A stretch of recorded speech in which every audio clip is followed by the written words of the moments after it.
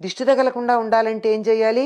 దిష్టి తగిలే పరిస్థితులు తెచ్చుకోకండి. అలా తెచ్చుకోకుండా ఉండాలి అంటే ఏదో మాకింత ఉంది అని ఆర్భాటంగా 10 మందికి తెలిసేటట్టుగా పెద్ద పెద్ద విందులు వినోదాలు ఏర్పాటు చేయడం. వచ్చిన వాళ్ళు బాబోయ్ వీళ్ళకి ఎంత ఆస్తుందో, ఎంత సంపద ఉందో, బాబోయ్ వీళ్ళదైతే మనం అమ్మో అమ్మో అంటారు.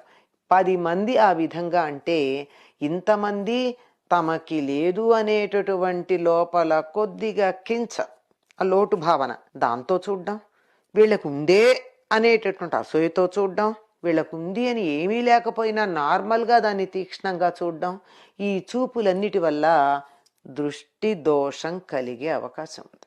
తీసుకోవాల్సిన జాగ్రత్తలు ఏమిటి అంటే దృష్టి దోషం రాకుండా ఆర్భాటంగా తమకున్నటువంటి వైభవాన్ని ప్రదర్శించుకోకూడదు.